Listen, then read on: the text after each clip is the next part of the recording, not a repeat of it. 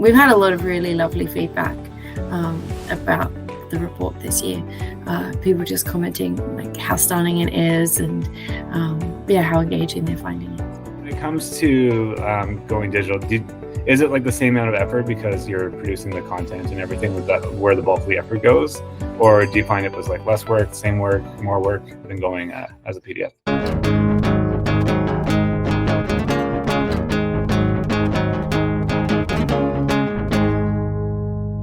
Thank you for joining me. So this is my series. It's called How to Avoid the Annual Crisis. And the annual crisis, of course, is creating creating annual reports. So Jenny Wood from Habitat for Humanity. Maybe if you want to give me like a 30-second introduction of who you are, and we can kind of just have a nice conversation about annual reports, marketing, storytelling, and all that fun stuff. Hi, I'm Jenny Wood. I'm the Senior Manager of Marketing and Digital at Habitat for Humanity Canada. I've been working in charity marketing for close to 10 years now, being involved in a lot of different annual reports, and every single one of them is a stress every year. What causes the stress? It's a massive amount of work. Like, it's a huge amount of work to pull together what has happened across an entire charity for 12 months. Now, obviously, like Habitat's obviously like a big charity. I'm assuming you're getting lots of stats and stories and information. So what goes into producing the report? So not even worrying about like the design, the formatting, all the fun stuff. I imagine that it's a lot of work. Just when you start thinking about annual report, I'm sure you start feeling like a way of stress, right? Because I think there's just so much to do, especially with the organization of your size. Yeah, you have to pull together the highlights of across every department. So that's a challenge to curate the most interesting highlights and then obtain all the details about it. And then, we do annual stats of around what has happened as well in the last 12 months. So that's a big job on its own. So how do you go about curating all the information? That wasn't me. That was the comms team. You let everyone else do the work. I handled the digital execution. I imagine it's a massive undertaking for them. So in terms of your role, what is your role in the reports? So my role was to work with you to bring it to life digitally, to finalize the design, sort the layout, and then manage the build and execution of it. So when it comes to like getting and producing the content, do you like tell the team this is the theme for this year, this is what we're looking for, or do you just kind of let them pull everything together for you? Like, how does that kind of like direction go to make something that's cohesive? So we were building a couple of materials in-house that sort of tied to the annual report, because when it was going out, it was going to be packaged up for different audiences, and we already had the concepts built out for those. So we started with those with your team, Patrick, providing like the original like core design concepts that we had going on those, but those evolved in-house and those evolved with you as we went, and I think they got a lot better as they evolved as well. Yeah, I remember like for those that don't know, like we did a hexagon, or you guys had a hexagon theme going on. And I remember when we first started looking at it, like, okay. And then as soon as you start looking at hexagons, you're driving down the street and a truck has a hexagon on it. And then like the sign has a hexagon. And then you're watching like Home Show and they're like, we're choosing hexagon tiles. And I'm like, literally, I cannot escape from these hexagons. It was madness, but by the end, I like absolutely loved it. Like I think it was fantastic, and the use of colors and everything. Like it all came together. It was quite fun to produce. And I know from our side, it was like obviously a process from starting from the beginning to where we ended up. But it was nice because we were very iterative, right? Like we were like always trying to keep each other in the loop. And when you guys had kind of a new direction you were going internally, you sent that over, and we kind of like sent over concepts as soon as we could, just to kind of keep bouncing the ideas back and forth. It was very fluid, which was, I think, pretty cool. Yes, yeah, we had a couple of big pivots partway through, so we really appreciated that you were willing to go with the the whole like hexagon thing. We're going in a different direction with the hexagons, and by the way, we're rearranging the whole report. Yeah, I mean, the nice thing with doing digital, rather than like a PDF, is we don't have to worry about, you're rearranging everything now. All the page layouts break, right? Because you have to like be so careful with putting everything onto a page. Whereas digital, you're like, okay, I take this row, I'm going to move it up and move it down. It's not as not quite as stressful. No. So when it keeping comes track of it. when it comes to going digital, like what was kind of like the motivation and the kind of the pros and cons, or the challenges and the advantages of going digital versus creating a PDF? So the pro is it's more accessible. Yeah, we had this PDF. It was available online. It was clunky. It was awkward. It was not as engaging. And yeah, it's such a huge amount of work to pull together the report. We want to make sure that people are reading it and finding it interesting and accessible as well. So we want a digital. Obviously, one of the downsides of that is it does cost more than just building a PDF. But it's worth it to bring together that all that work and show it in its best light. And we've had a lot of really lovely feedback about the report this year. People just commenting like how stunning it is, and how engaging they're finding it. So that's really nice. Everyone that I show it to, they absolutely love it as well. So that's nice. I'm always showing it off, because it was, you put so much work into it, and you want to be proud of it, and then you just hope that everyone else engages as well with it. So when it comes to going digital, is it like the same amount of effort because you're producing the content and everything? Was that where the bulk of the effort goes, or do you find it was like less work, same work, more work than going as a PDF? Probably a sort of similar amount of work. We did all the design in-house for it last year. So because all the design and like that minute level of detail wasn't in-house, that saved a lot of work. But then there was a little bit more work, obviously keeping you in the loop as we pivoted, and sort of managing some of the digital elements like the animations and things like that that wouldn't have been present when we were doing the design in-house. So probably a similar amount of work. I mean, the nice thing I think is, because we did all this work in year one, in year two, then, you can start leveraging some of the, the same, pieces and styles, and everyone, I think, is a little bit more, has the expectation of, how is it going to be uploaded? Because when you go digital, people don't really, get how does a PDF become to, a digital like website, right? And so I think just seeing how everything flows together will probably, add a little bit more clarity for next year. Yeah, there was a lot of conversation in-house on how to deal with stories.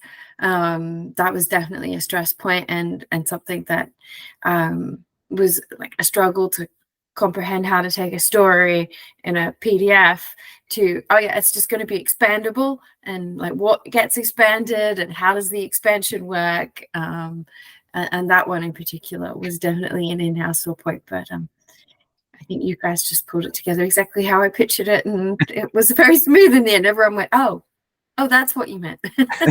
Yeah, exactly. When you have the vision, you're trying to explain, you click this thing and it's going to show the rest of the story, and it's going to animate in, and sometimes it's hard for people to visualize. So when it comes to the CEO, like how early was the CEO involved in the process, and kind of, did you find that working with the CEO caused a challenge? Because I know sometimes people say, well, it's the last second, now the CEO wants to, like add a whole new section to, the report, and you're like, well, we were going live tomorrow. So how kind was that process of working with the CEO? Yeah, so that did happen. She didn't add a whole new section, but she decided to copy edit the entire thing 2 days before it went live. But because it was digital, I kind of blocked you guys from being on the other end of that. And because it was digital and all available on the website, I just said I'll comb through the code after it's published. Like, so you guys made it live, and then we shared it, like, I think 2 or 3 business days later, which gave me the exact amount of time that it was needed to pop in and change all that code. So when the CEO made edits at the last minute, changes were really easy. I guess that kind of takes a little bit of the pressure off too, right? You don't have to worry about, okay, well, it's a PDF. We already sent it out. Now we have to send out a new version. It's okay. Well, even today, if someone knows like a typo or something was wrong, you can just go and change it. You don't have to, resend out, here's the latest version, right? And that has happened. We have had a couple more rounds of changes since we've gone live, as people realized, oh no, we want to change what that's called and things like this. And people just spotting small things that they would like different, that they're able to change now. So that's really good. Yeah, because it's fully accessible on our website. And I can't build something as incredible as this, but I definitely can sort of read the code and find in the HTML what to change things. So it's very accessible for anyone who's not as technical as well. Yeah, you can tinker, which is fun. And so when it comes to like the stats and analytics, are you monitoring kind of like, how people are getting there, like how far they're going, like what they're clicking on, what are they doing in the report, or are you leveraging analytics, or is it more just right now, it's here, then, before we do the next one, we'll take a look at the analytics, see, how it worked, and then how long people are spending on the page, and then. I had a look a week ago, a couple of weeks ago, so it's probably not 100% up to date. But I think we'd had about 800 page views, and the average read time was, but it was substantially up on the other pages. Well, it was higher than our other pages' average read times. And it's nice because when you go digital, like now you have a baseline, right? Like when it comes to PDF, you like maybe how many people clicked on the button to download it, but you have no idea what happened after that, right? So that's kind of nice. When it comes to like the goal of the report, like, so obviously there's so many different audiences. Do you have like a particular goal, like when it comes to like engaging like stakeholders and your donors and prospects, or because obviously like there's so much information there. How are you using it, and what are your goals for the report?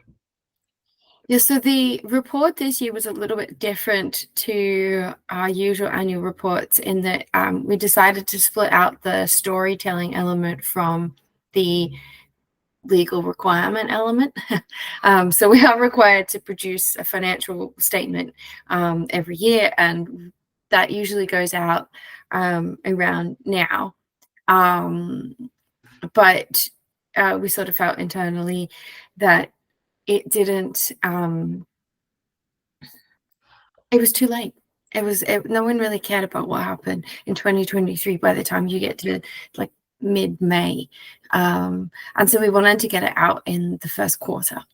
And so we split out the storytelling element, the parts that sort of share all the highlights from the last year across all the different departments, when it was still relevant for people to be thinking about last year. So we split that out. And one of the goals of that is to help us engage our donors.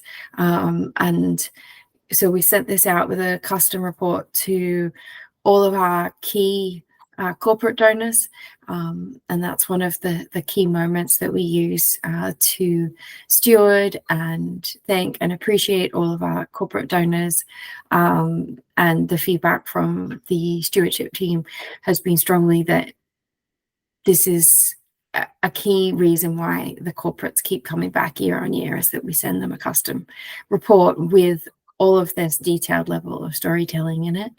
And then we also sent it out to just all of our other donors, annual giving and recurring. And so that they're able to see how their money was used wisely to achieve affordable housing. Amazing. No, I mean, you guys are doing awesome work, and the stories are so strong and so moving. So I imagine like, it's one thing to show people, like this money did, this in terms of statistics, but when you have that human story, right? Like, you're talking about Mavis, it adds, much more meaning and impact, which is really, really cool to see. Yeah, it did have some incredibly powerful stories featured in the annual report for both Mavises. which is hilarious that you guys had two different Mavises, but yeah, what are the odds? The first ever Mavises I've come across, and at the same time. But I love, like, so whose idea was it to position it as A Tale of Two Mavises? Because I think that was really cool. That came from the comms team. It was very well done. It made it very interesting, right? Because you're like, what was happening with Mavis? And then there's two Mavises, and it's kind of it was literally like the one part of the annual report that I remember vividly was The Tale of Two Mavises. Our head of comms is an ex-journalist, so she's good at writing headlines that are eye-catching. Yeah, that helps for sure. So what was the one thing that was the most fun for you when you were working on the annual report? I was definitely when we saw it live for the first time. We saw it live and we saw like the hexagons like animate in and it all came to life. So everyone's like concerned of how it was going to work and, is it going to happen? Then it was all just like, yeah, it's here. It's happening. It looks amazing. Yeah, this is how the animations work. This is how the hexagons look. And yeah, everyone was like, just like a bit blown away. So that was fun. You guys did a really good job at breaking up like stories, stats, quotes, and then using the hexagons and the different colors like visually to kind of make it just not seem like one really long document, right? It's more of a journey, which I thought was pretty cool. Yes, like I said, the content sat with the comms team, but they definitely wanted to rethink the annual report when they moved to digital, so it wasn't just one like really long chunk of blurb. They wanted to break it into just short snippets that were easily digestible, so they used the digital as an excuse to sort of force them into into the shorter, digestible, easier parts. Oh, amazing. So I have one more question for you, and that is, when it comes to next year, what would be one thing that you would do differently in terms of like process or the output or design?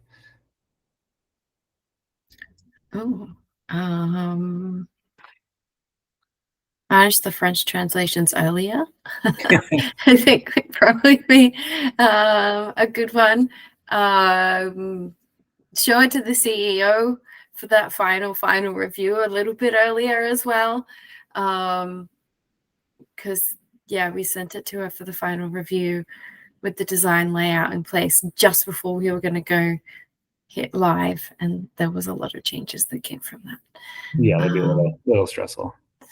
Yes. I think those are the two things we would have done a little bit differently, because they caused a little bit of stress right at the last minute. Yeah, no, it makes sense. So Jenny, I have a little fun thing that I do at the end of every call.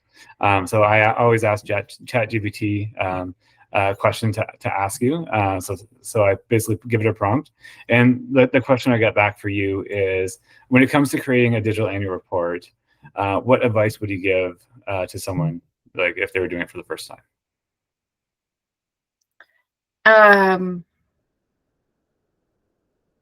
Interesting. Have a good vision of where you want it to go, and how you want it to look, because you can bring that vision to life, and allow lots of time. Probably more time than you expect, right? Yeah, I think we sort of started earlier than we'd planned on the digital front, but then it took a bit longer than we'd planned as well, so it worked out really well that we'd started a bit earlier. No, that's great, and I'd imagine that'd be useful to have like like samples of like different annual reports, right? To figure out like, this is the overall like style in terms of animations or flow, or like look and feel and navigation. That would be helpful, right, as a starting point. Yeah, 100%. Awesome. Well, Jenny, thank you so much for joining me, and it was a pleasure working with you, and I look forward to the next one. Thanks. See you next year.